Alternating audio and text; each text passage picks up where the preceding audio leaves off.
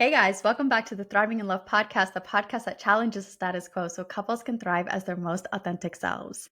In this day and age, we have so many stories about all the ways that dating is not working and how marriage is horrible for women and how men are stealing our energy and yada yada. And it's just gotten to a point where I feel really passionate about sharing the positive stories because there's so many. And when you change your perspective on, what is the problem and what is the solution, it can really shift your frequency and really put you into a space where all you see around you are happy, thriving relationships where people are supporting each other and they're wanting the best for each other and they're not seeing each other as the enemy.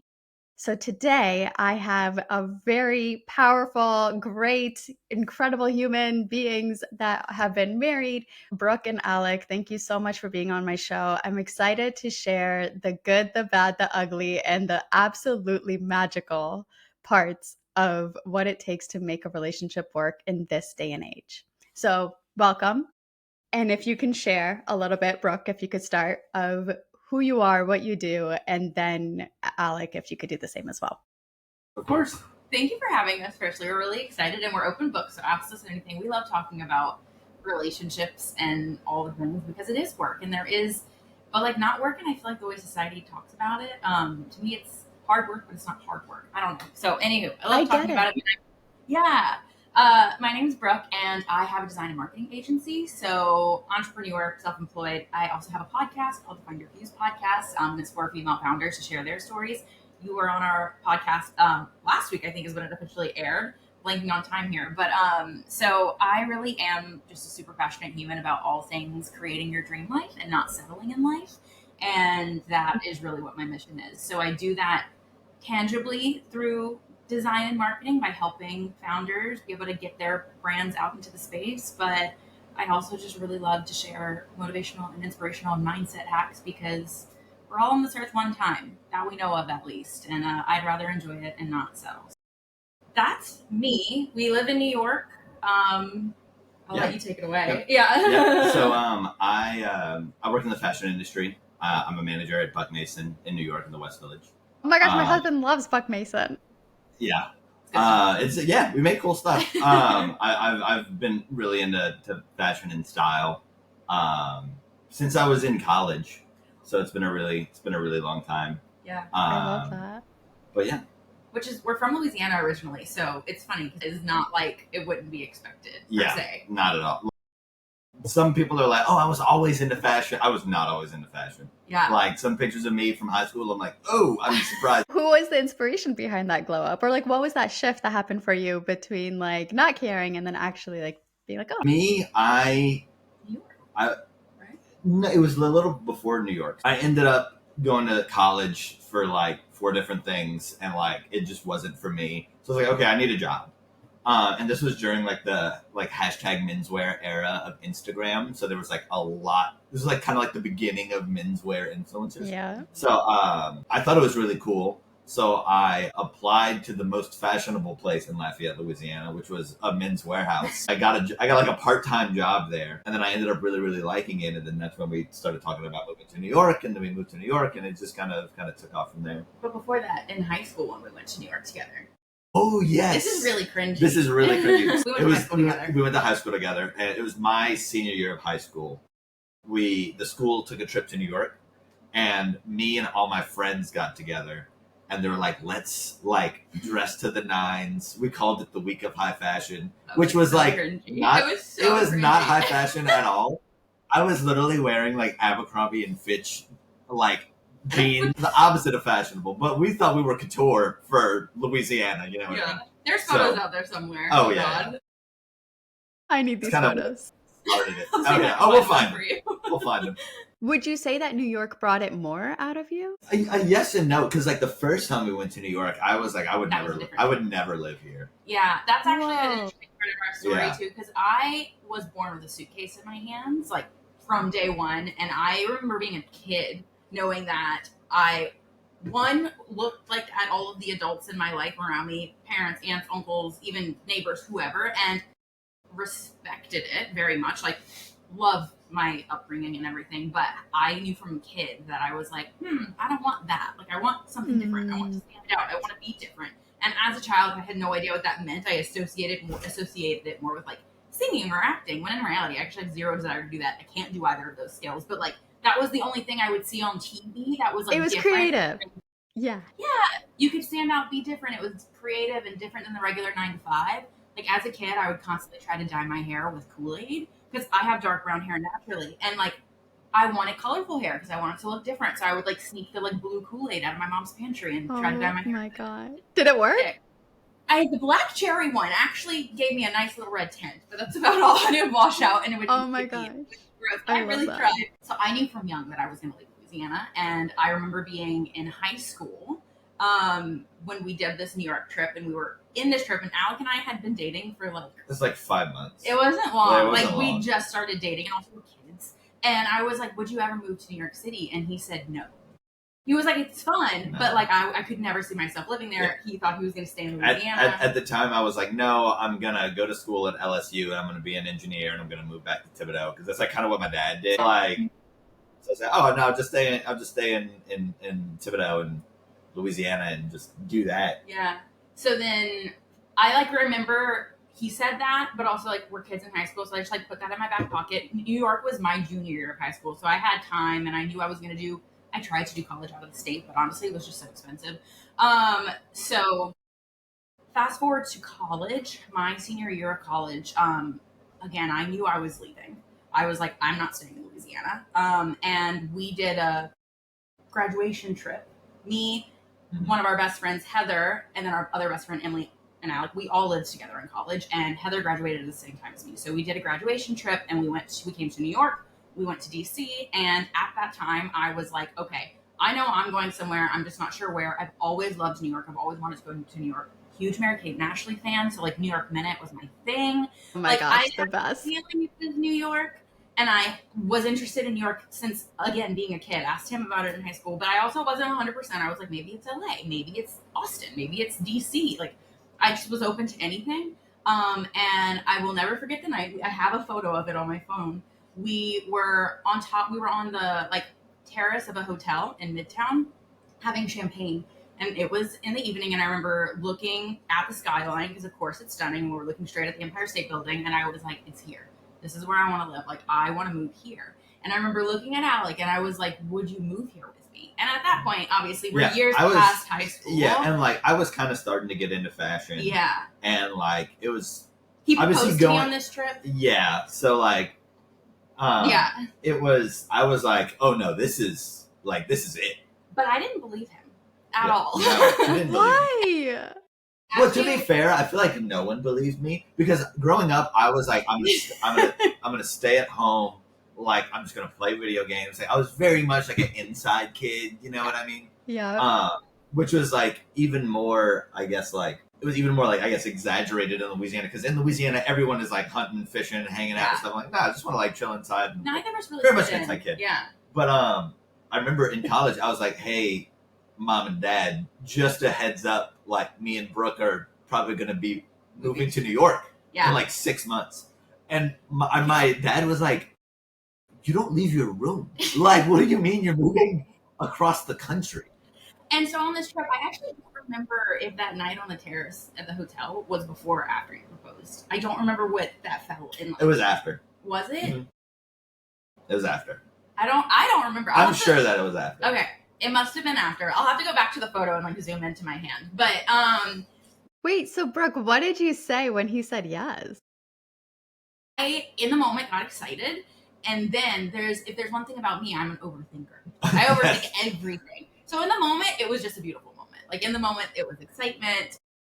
Like I can see the photo in my head. It was a really cute moment. Emily and Heather were there, but Alec and I were also like having our own moment kind of separately. So it's not like the conversation happened with all four of us. It was like Alec and I like leaning over the edge, like looking at the skyline. Yeah, having your couple moment. After that trip, though, is when I started to like roll it back to high school when Alec was like, no, I wouldn't move there. And I also fully realized I'm holding what a 17-year-old said over his head like years later into the future when we like, I'm an adult now. said I didn't want to move because I just wanted to stay at home and play video games. But I was so worried. I remember being like, okay, I know how big of a deal it is for me to want to move, and to resent me one day for taking him away from his family and making him move to a different city. Like, it's not like Thibodeau, Louisiana, and you're even close to the same. No, yeah, like. So he had to convince me. Also, you said yes, but your words weren't, oh my God, yes, I would absolutely love to live here. They were, you can figure it out, babe. We'll do it. And I think you've never doubted me since then, because before the overthinking started, in the next 72 hours after that trip, I had put together a spreadsheet, found an apartment, contacted my manager to put in a transfer to New York, or at least like an interview. I remember this because you were like, let's move here. And I was like, yes, I would love to move here. And then we got home and you were like, all right, let's start planning. And I was like, oh, like you were serious. And then 72 hours later. And then I was like, okay, if we can I was like, I don't even know what that like moving across the country even begins to entail. Yeah. So like if you can figure it out, I'm like down. It's just gotta make sense. And then Brooke was like, oh, if we save this much and we sell everything we own and like we sell our cars and we do all the stuff, I found a place we can move in 6 months. And I was like, okay.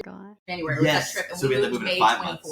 And I was like, oh wow, that's crazy. Yeah. So but in that time is when the overthinking started, and he had to convince me. Like, I will also never forget, there was a night where we were in our apartment, still living with Emily at the time. Heather had moved in with her grandmother, and like we probably stayed up until like 3 a.m. both kind of in tears, because he was like, Brooke, I don't know what else to tell you for you to believe me that I'm okay with moving. And I was like, I don't want you to hate me. Right. And I was like, I'm doing this because I want to. And you're like, no, you don't. You hate me. And I was like, I don't know what to do. I am at a loss. Oh my gosh. Okay, I love this so much because I'm not the only crazy person. Because I am so like that, Brooke. Like, the number one thing my husband always says that actually does help ground me is like, you have to trust that I'm the kind of person that's never going to do anything that I don't want to do. Literally, and you can't pay this man to do that dumb thing he doesn't want to do. No. I'm the type of person, if I don't want to do it, I'm like, nah. Yeah, but this man, just like that trust is hard though, right, Brooke? Like, I get it. It's so hard, and especially when you're like, I don't know what inner child thing needed to be healed through. Maybe even still does. I don't have that answer yet, but I'm still figuring it out. Same. I giggle about it now, though, looking back, because this poor man had just proposed to me like a handful of weeks prior, and like had gone through all of that, and now I'm sitting in tears, because in my head, I never thought we were going to like break up or anything, but like it was just a moment of like, he's going to hate me if we move, but also I can't stay, because then I'm going to be resentful if I stay in Louisiana forever, but I don't want him to be resentful if I make him move to New York. And I was having this whole panic attacking my head, and Alec was like, I don't know what to tell you. I can only tell you what I mean. Like, I'm only saying what I mean. I did eventually. Guys are so straightforward and honest, and I think women just... No, I will only ever say what I mean. Like, there's no... There's no hidden agendas. I'd be like, I don't want to do that. And he would, and I know that, but it did not matter. I love this so much. So then you guys made it to New York, and you haven't. Yes. And what year was that? What year did you actually move? 2017. It was May. Oh my gosh. Yeah. And then when did you get married? 2018. So April of 2018. So we, of course, to not make anything easy in life, we got engaged in January of 2017, moved to New York May of 2017, and had to plan the entire wedding from across the country, because we still got married back home in Louisiana. The following April. Literally, our families were like so supportive. They were all surprised and not. I would say your family was maybe a little more surprised than mine was. My family was like... Yeah, my parents knew that I wasn't sticking around in Louisiana. I wish I would, honestly. Like, I miss being home with family so much, but they knew that I wanted to go to a big city. So they weren't shocked, but I will say everyone in the family was like, you sure you don't want to wait until after the wedding? So, you're not planning from thousands of miles away. And we were like, no. Well, and I think it was also like, we kind of knew, like, if we don't move right now, it's going to be too easy. We will never, ever move. So it's like... And do you guys, like, plan on having kids or anything, or is that... Yeah. So again, like, that's another obstacle that could have happened where, like, if you guys got pregnant, then it's like that New York dream is kind of not going to happen at all. Like, I mean, I think it's harder. And then at the time, were in high school, we were rooming with our best friends, who are still our best friends now, Emily and Heather, and they were all also going to move with us. Like Emily and Heather, they were like, look this, like we aren't staying in Louisiana either. We want to move. And honestly, I'm a very fast mover. Kind of want some of that young 21-year-old back in me because I feel like I know. lost a little bit of it. Well, but no, you're mastering the slowdown. We're in our we're feel like balancing. Okay, I think a little longer now, Yeah. which is probably not awful. But I moved really fast. I was like, I'm moving now. Like we are literally moving in 5 months, and they weren't quite ready to move yet, so we left without them. Because at first we were all considering the idea, do we get an apartment together? But also we had just gotten engaged, and I was like, I don't know if I want. Yeah, you need your time alone. I'm glad you had that. Yeah, so they ended up moving a year after us. So they're in New York now too, which is really, really fun. But it was that whole thing. I was like, I know if we don't go now, it's going to be too easy for us to settle into life and never go. And I was like, I won't. I can't. And now, like, I don't want to live anywhere else. You know what I mean? Like, would you guys have kids in New York? Oh, yeah. 100%. But we weren't always like that. And because when we first moved, so another piece of our story is we moved here 2017. We were here for 5.5 years. Absolutely loved it. Stayed here through the pandemic. Like it had its weird and interesting moments, but we loved this city. When we first moved here, I remember saying, I've always wanted to live in New York City. We're going to go, but I can only see us living there for 5 to 10 years because I couldn't see us having kids there. Because being from South Louisiana, we both grew up like big backyard. Space, a backyard, yes. A house, not an apartment. Like just very, very different. And also all those freaking stairs on the subway with a baby and a stroller. Like what? Gosh, and there's no elevators. Like there's playgrounds on some rooftops, and like that's a little odd. Like there's just a lot of things that are so different that I could not imagine. Because I loved, even though I knew I wanted to leave Louisiana, I loved growing up in Louisiana. I loved all the memories that I have from that place. Like and just the Cajun things that like, boating and all the things. So we had said we probably wouldn't raise kids there. And after we were there for 5.5 years at first, and the pandemic, like the city changed a little bit, obviously. Like it did. Well, that's why my husband and I came to LA was in 2022, because we tried to make it work after the pandemic, but it just never really got back to it. So we were like, okay, we're paying a lot of money in rent and to live in these tiny apartments so that we can go out, but going out sucks. So let's just like do a couple of years out for a bit.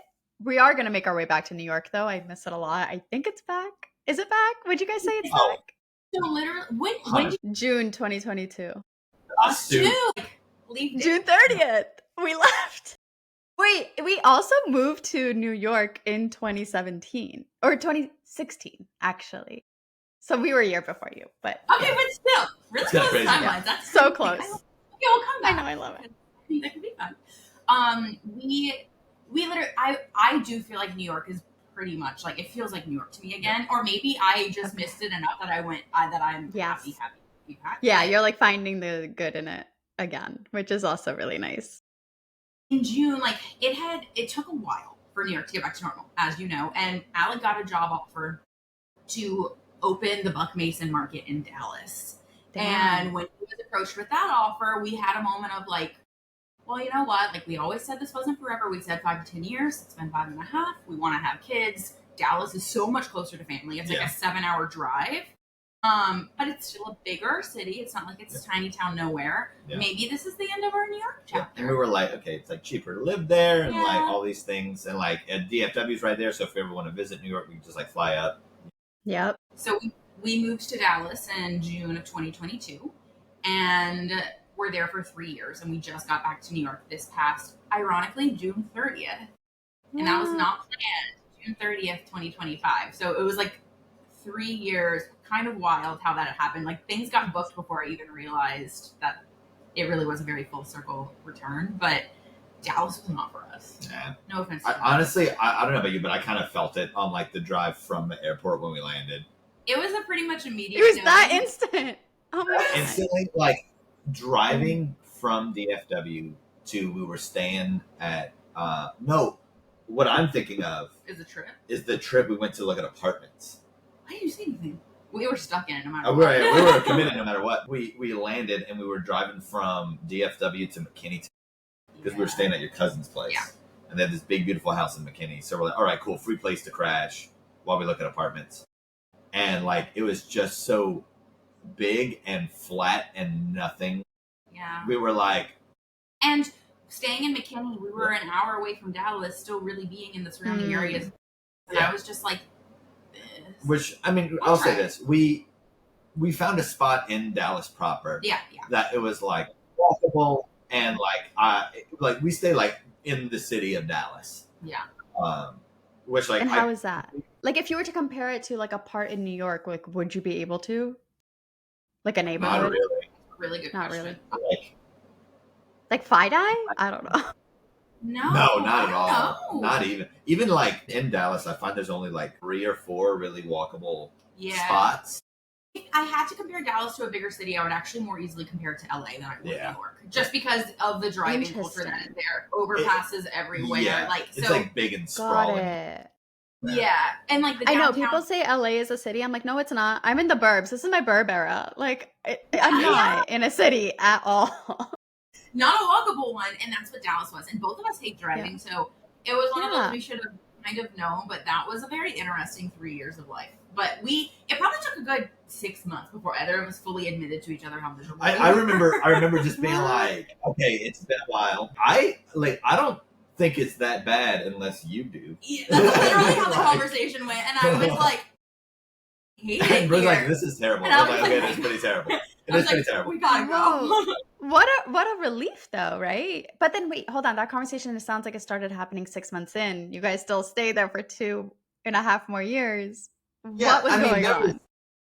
Lots of depression. Yeah, I mean, though I didn't like living in Dallas, it let us be home for a lot of things. Which was it let us visit home more often, and we were like, all right, if we're gonna be here, like this is a big thing for us, like a big reason why we moved. So like, let's make sure we do that. Yeah. So we got to see our families more. Like I work retail, so it's like the busiest time of the year for me is coming up. It's always the holidays. Yeah. So like I hadn't been home for Thanksgiving or Christmas in like 5 years. Yeah. So I had that opportunity to go. I mean, not fully for like a whole week or anything, but I was able to go down for a couple days and see my family, and because we didn't have to like book a ticket and it's like $1 million. It's like, no, we just got to fill the car. I still loved what I was doing, and I was still learning a lot too, which was great. And then, but eventually, the opportunity came up for us to move back up because I'd been kind of talking to my job of like, hey, I want to, if an opportunity comes up, I would love to go. They were like, hey, the opportunity has come up. Do you want to go? And I was like, oh yeah, we're going. But that didn't happen that fast. That was a big thing. So we probably realized, or finally had the discussion 6 months in, that we were like, I was like, I can't stay here forever. Like, it's slowly destroying me. The conversation started with your job maybe another couple months after that. And then because at that point too, we also knew, like Alex said, there was a lot of family things happening. So like my little sister got engaged. In-law, Alex's little sister was going to have a baby. Like all of that we knew, like after that 6 month conversation, we knew all of these big things were happening in the next year or so. So we were kind of like, okay, do we start the conversation with your job to wait for the opportunity to come up because you really wanted to stay with Buck because it is a really great company? And do we kind of maybe does it get timed out to where we can still be in Dallas during the wedding and all of the festivities that go along with the wedding? So like, it's much easier for me to take the car or even a 1 hour flight to get home for like the bachelorette party and the showers and all the things. And then same for Madison, like with her having a baby and like the baby shower and all of those things, and Colin's actually being born. And then in that year as well, we lost my grandmother, and that was really, really hard. And I thank Dallas for the reason of like, since we were so close to home, it was easy for me to get into a car and go see her for a week and have a week with her before she passed that I probably wouldn't have had. What a blessing. Dallas happened to us for a reason. I believe that in my soul, but it also taught us a lot about, I guess, ourselves and for me, mental health. It kind of like at that point, being in like Louisiana and then New York and then Dallas, which like, I mean, we're from a very small town in Louisiana, and then we went to one of the biggest cities in the world, and then we went to like a city that's kind of in between that. Yeah. And it was interesting because it gave us the like Like, all right, we're in Dallas, and if we want to go hiking, swimming, fishing, all this outdoor stuff that we have access to, we can go do that. And it's still a big city, so if we want to go hang out downtown or go to Lower Greenville or like do all like city stuff, we can do that too. And we never did any of the outdoor stuff, and we only ever did all of the city stuff. And we were like, okay, we know kind of what we want from like life and like what we want to do. So that I feel like that's Has kind of that Dallas experience shifted the way you guys experience New York now? I know it how. hasn't been that long, but like, are you guys trying to like incorporate nature more at all, or like, I don't know, Oh, how has it shifted? I mean, that would be nice. Like going to the parks more and everything like that, I or told my even like, husband if we move back to New York, I need to be near Central Park. Like, Honestly, I need a good nature walk outside of all the noise. we're not far from Prospect Park. I yeah, would love to be, because we're in Mm, Brooklyn, I would love to be a little closer to it, because even 15 minutes walking now, I don't find myself it's a going to it lot. very Yeah. often. Yeah, Yeah. like in the busyness of life, I would love more nature to be intentional here. It yeah, hasn't been yet, though. yeah. I'll admit. I think I remember there was a time whenever I first moved to New York, and like for me, I we lived on the Upper East Side, and I walked to work every day because I got to walk down Madison Avenue every day to go to work. And for me, that was like Amazing. that A was movie. that was mind blowing. Like I was like, this is the most insane thing that's ever The happened to me. dream. Hmm. Like this is crazy, and it was so inspiring every single day. And then I think because of COVID and everything like shutting down, and then like it was just like a weird time to live in New York. It's like we kind of like lost that appreciation for the Yeah. city that we lived in, and then we moved away, and then we missed it. And now that we moved back, I'm like every day I'm like, wow, I get to live in Yeah. New York City and like do what I love every day, which is really really I cool. can't And it's wait to be back. I know, Please come. yeah, it's like I love my life. I love my job. I love Yeah. my friends. Like I've done more in the past like what 3 months living in New York than I did in 3 years living in Dallas. Like just all of our people Wow. are here. Yeah.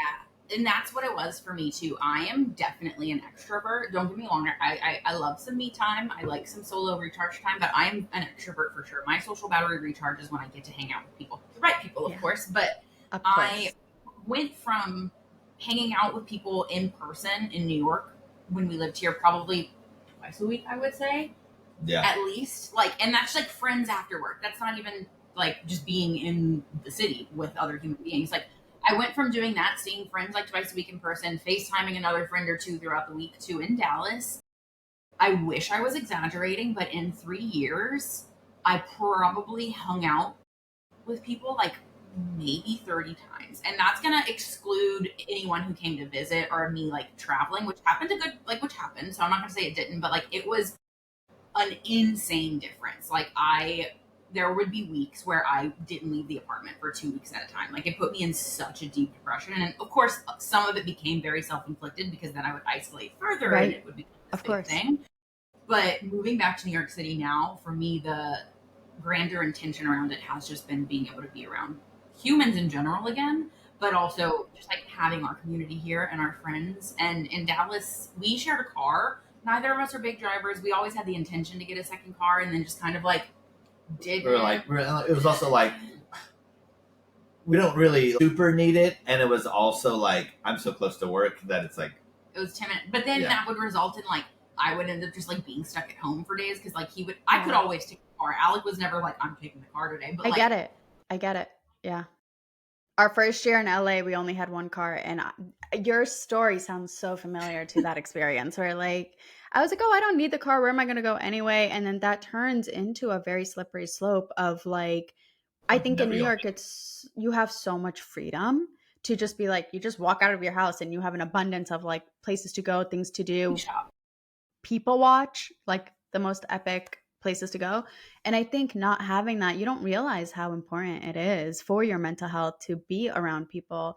I'd actually love, Brooke, if you could dive a little bit deeper into what that shift looked like for you and how was Alec able to support you? Like, what were the things that he did right, and what were the things that like you wish he kind of like could have done better for people that like, I mean, depression I think is something that every single person is going to experience in a long-term relationship, and how can partners support us through it? I'd like to know your take on it, experience from your side, because I'll say from my side, like Alec was incredible. Like I can pretty confidently say I wouldn't be here if not for Alec, because he held me through a lot of that, and that was hard. Like it was a weird season. And honestly, the thing he did best for me was he just let me through it. Like if he would kick me out of the house or do what he needed to do if he saw things were getting too dark, but like he would let me talk through it. He would sit and cry on the floor with me. He would listen to all of it, and it was hard because I felt like shit, because I was like, this is a lot. Like I was very aware that I was like, you're my husband and you're my human, but you can't be everything for me. That's not fair to you, because I truly believe that in a relationship. I know people say your partner is like your second half, and I do believe No, I that, don't but believe that at all. This is the anti that podcast. Like Okay, you're I two think individual wholes who are amplifying and adding to each other's lives, not like needing each other for survival. Like no, and you can't be each other's everything. And I was like, Alec, I'm just so it's lonely not here. healthy. It's not that I'm lonely. And I was like, I know I have you, but I was like, I need friends.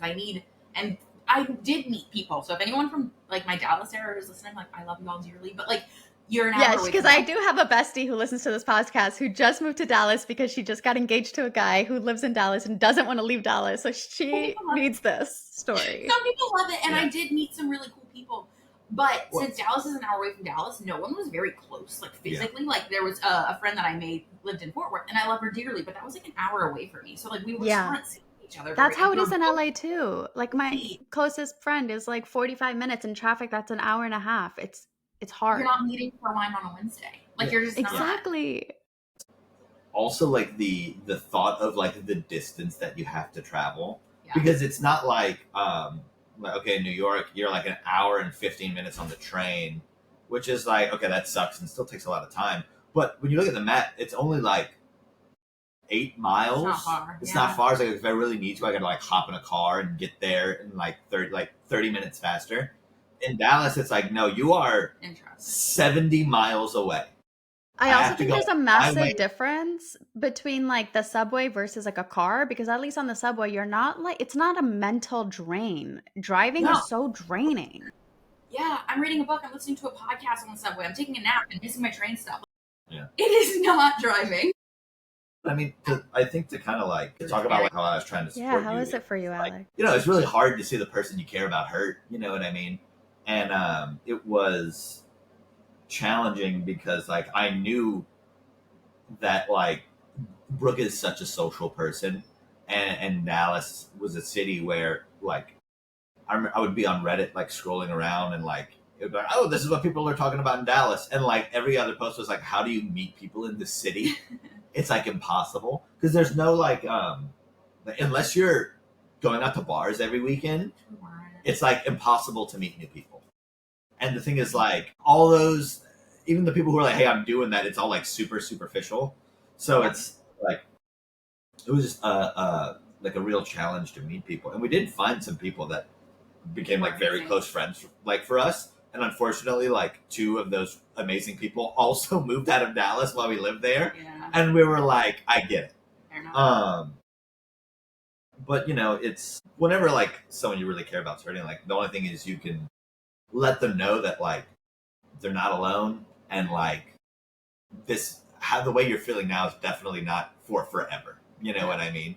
Like it's how how did feel you right now. know that? Like, how did you know that presence is all she needed and she didn't need to like be fixed in the way that you think she needs to be fixed? I guess it's one of those things like I didn't know. You know what I mean? And I You just came to Earth as an evolved man. Because I swear I say this about my husband all the time. Because like he also just like knows. I guess it was. I mean, kind of like trial and error. I guess because there would be some times where it's like maybe she just needs space. Maybe she needs to cry it out. Right. Do I need to distract her? Do I need to like dance in front of her? Like what do I need to do to like to give her just like a crumb of serotonin, you know what I mean? So it's like and it's just like listening too, you know what I mean? Like you just listen. One of my favorite things he did, actually, if like for a physical act, is it was my birthday. We were still living at the Henderson. Was that 2 years ago or a year? 2 years ago. 2 years ago. And that was like in the kind of like some of the thickest of it. And for my birthday, he planned a day where we literally went paint in the park. So I'm a creative at heart for sure. Like I love to make things with my hands. Makeup is my first love language, and I've always loved painting. Like I'm the crazy person that will like stay. Halloween's my favorite holiday, so I'll stay up doing like crazy makeup. We are the same fucking person. Please move back to New York. I will stay up doing like makeup looks for Halloween that take me 8 or 9 hours, and my God, yes, I will wake this man. I will Yes, wake you this will. man up at 3:00 in the morning and go, "Can you come take pictures of me because I have to wash this off?" And like I have to, So like he knows my creative heart, and so for my birthday that year, he knew I wouldn't want to do anything crazy because I just like wasn't. I wasn't me. I was the shell of the person I once was. But he just set up this like really low key and like sweet. He packed up a bag of paint supplies. He had gone to. Actually, no, we went to Target together because he was like, we're going to go to Starbucks and then we're going to go to Target. I gave you a Target gift card that said it was like for Starbucks and one yap session at Target. Yes. Come with me for. If you just want to drag me around Target for an hour and we can smell candles or whatever. The dream. That's like every girl's dream. It was amazing. And so we went, and I don't know if you remember, it was like a trend on TikTok where people were going to get these like paintings from like thrift stores and whatnot, and they were painting ghosts into the scene. Yeah. We did that essentially. We couldn't find anything at a thrift store that wasn't like $500 for whatever reason. Nothing that we would like paint on. Correct. So we went to Target. Alec had packed the paint supplies because I had all of that at home. And we went to Target. He was like, we're looking for 2 frames that have some sort of scenery in it, and then you had snacks, and like you set up like a picnic at the park for me. I felt very seen through that, and I know. Had a nice little walk to the park and painted. We took a couple pictures because it was actually It was. It was a really beautiful fall day in Dallas. I remember that very much. Yeah, and because he had asked me what I wanted to do for my birthday, but again, that was in the thick of feeling awful. So I literally was like, I don't care. I don't care about anything. Like, because that's how I felt. Again, like Alec, like kudos to you because you easily could have been like, well, she said she doesn't want to do anything. Do I listen to her? Do I trust that she like truly just doesn't want to do, or like, but you took the initiative to try.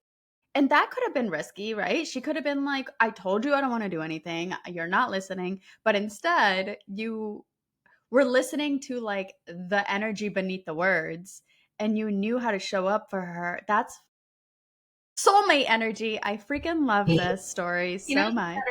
Myself for sure. And it's also one of those things where like sometimes Brooke would be down and I'd be like, put clothes on, we're going outside. Like you are a plant that needs sunlight. You just need sunlight.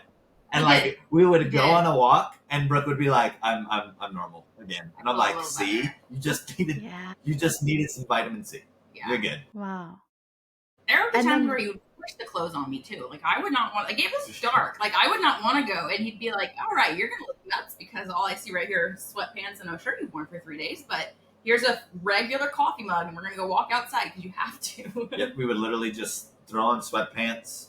We would grab our mugs and we would do just like a couple laps around our apartment building. Because we live in like a little neighborhood. So it's like become a ritual for us because like we miss walking in New York so much. That was our favorite thing. And we stopped walking in LA because there's not much to see. It's all like ugly.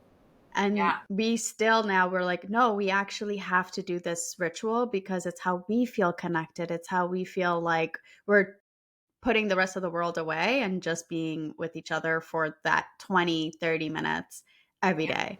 It's so important.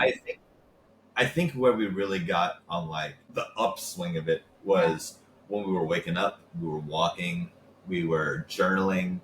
Yeah, together. During the summer. Together, wait. Yeah. Like separate journals. It wasn't every day and it wasn't perfect, but like I had my journal, Alec had his, and we would like wake up and sit on the couch and journal. We would wake up. My favorite, I have very vivid memories of this. My favorite is we'd wake up and we would journal and we would sit on the patio with the cats. Yeah. And it was cold and we had our cardigans and we were like drinking coffee and it was really, really great. And like that's where I think we kind of were like Hallmark movie. It probably is. Yeah, it is. And then that's when we were like, hey, look, life isn't a thing that is good or bad. It's a thing that happens to us and like we get to decide whether or not it's good or bad. So like if we just decide that every day is good, we'll literally never have a bad day again. So yeah. And during this time, like Alec was very much the one carrying me through this depression. But it's not like he was in his best headspace either. Like Alec, you were able to show up for me because I wasn't able to show up for myself, and thank God. But like with the way the journaling came up, what I remember with that too is like it was because we both were unhappy, and I wouldn't say you were necessarily as down bad as I was, which again, thankful because he was able to take care of me and really show up for me.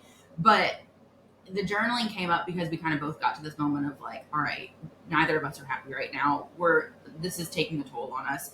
I use the word argue per se, but we like that was probably brought up like just heavier conversations, and like we were getting easily agitated because it was very much just a moment of like it felt like everything in life was out of control, and I already was in a really, really bad place. Alec also wasn't like the happiest person in the world with our situation either. He's just much better at managing his emotions than I am. So the journaling came up because we were like, oh wait, all right, we both need to like change. Like the definition of insanity is doing the same thing and expecting a different outcome. And we were like, all right, what are we going to change? Like I'm huge into mindset, so I've always been into like meditation and journaling and all of that kind of stuff. And that was the first time we both got into it together because we both needed it, and it helped a lot.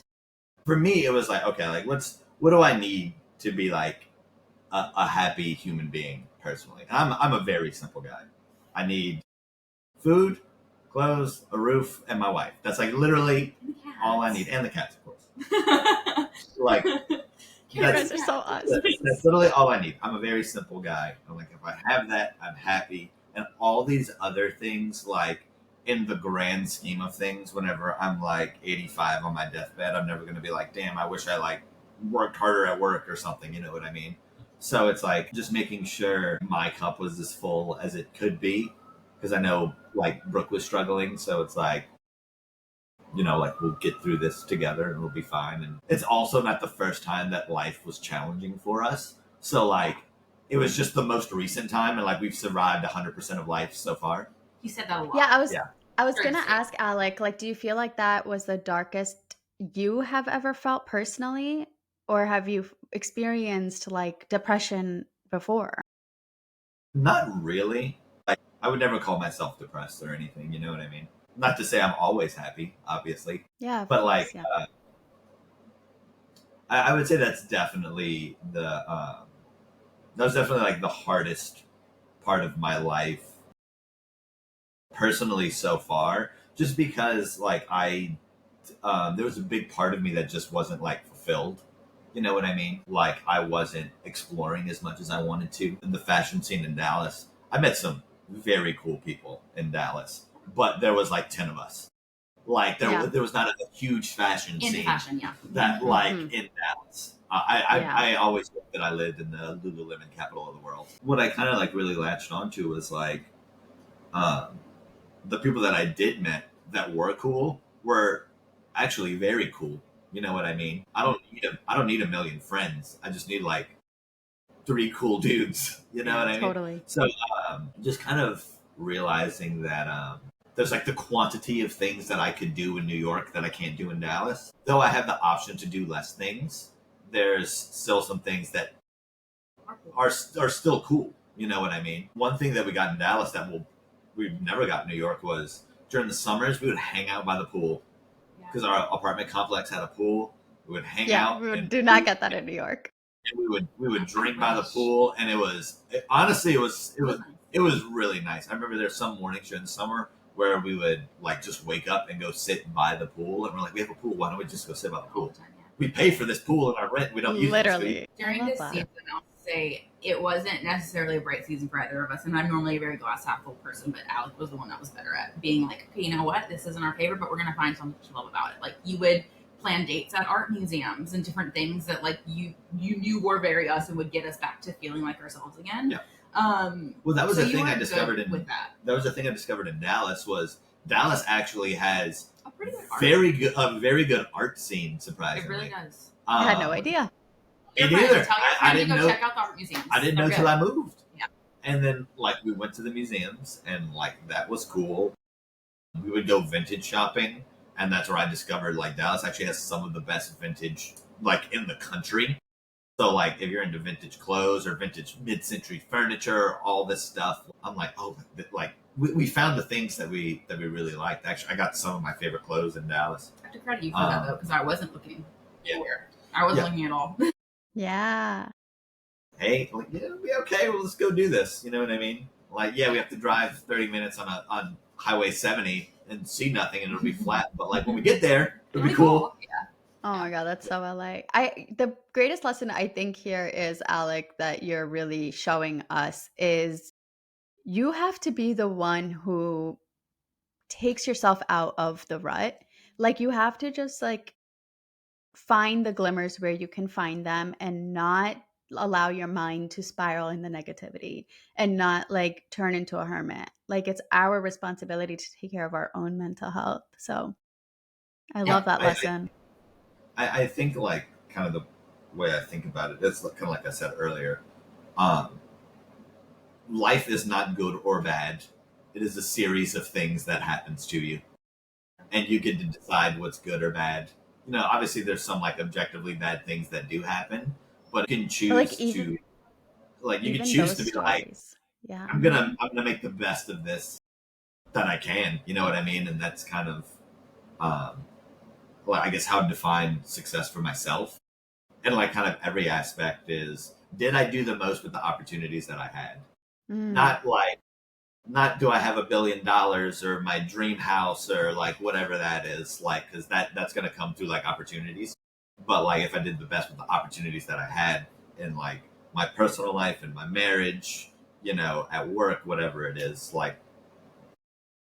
We need more Alex to have a podcast. We need less of the freaking Andrew Tates and the men who think they have something to say. Like, Alec, like you need to be a spokesperson for healthy masculinity all over the world. I mean, honestly, though, that sounds like so much fun, but not for Alec, but for all of us. Do it for us. Do it. You would have fun. I'll do it for the views, I guess. I think it'd be funny. No, for the people, for us to have joy through the experience. Yes.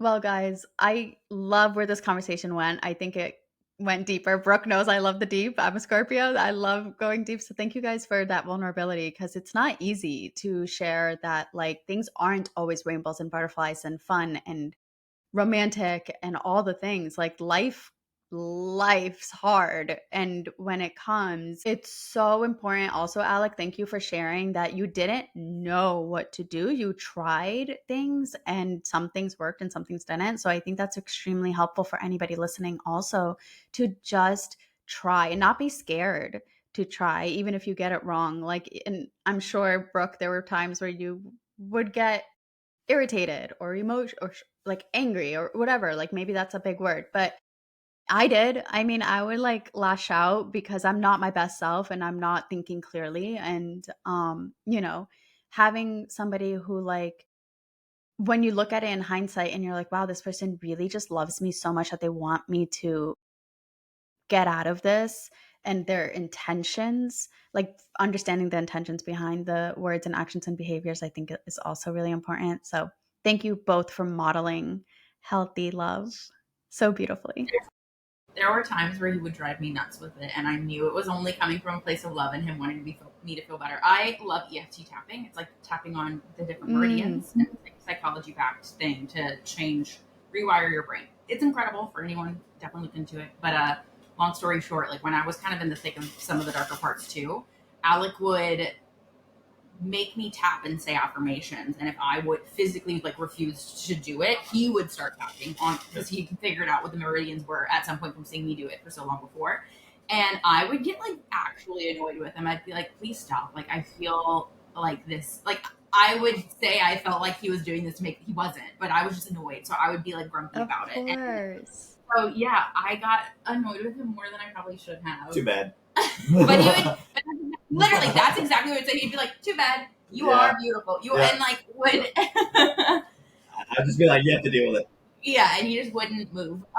So yeah, it's, I don't know, marriage is fun, and it's, I will say from that experience though, we are stronger now than we were before then. So if anyone is going through a weird season where one of you is depressed, one of you isn't, or both of you, stick through it. It does get better. To me, like the whole like marriage is work thing, I like it's work, but I also I don't like using the word work because a lot of people are like, this is something I do because I have to do it. You know what I mean? I think it's not like that. It's like, I want to because I love this person and life is fun doing it with them. Right. It's like I've chosen this person because they bring the best out of me and I'm trying to bring the best out of them. So it's like sometimes when they're not their best, it's like that's what I'm here for. Like you don't have to be 100% all the time with me. You can be like, I am at 0 and you have to carry me for however long. And I feel like that's what being in a relationship is. It's like, and I think it's important to realize that relationships happen in seasons, and it's like you guys experienced this 6 months to 2-year period. It's not forever. Like when I had my journey of needing to be in my solitude because I never had the time to learn who I am. It was 8 months where I had my own apartment, and in a 50-year marriage, what is that, right? I think it's important to understand that just because I think what Alec you said earlier was so beautiful that it's not forever. Even if you're in this season right now, it's not forever. And having that reminder is really hopeful. So thank you guys so much. And I don't know, just create your TikTok because I need to share it with the audience and they need to continue sharing this journey with you guys. Thank you. Thank you for having us. Yeah, thank you. It was fun. And I'll let you know when we're in New York and we'll all go on a double date. We're going to hang out. It's going to be fun. I'll take you. I'm going to take you to my favorite bar, to Street 8. That's his favorite. What is it? You haven't taken me yet. So I went with one of my friends, and I only went once, and it is my favorite bar. Yeah. It's literally a speakeasy in the back of a barber shop. The whole bar is 12 chairs. It's very small. And it's this Japanese vinyl bar. Oh and it's so awesome. Yeah. It's so awesome. We're both so freaking cool. Records and that same. Yeah.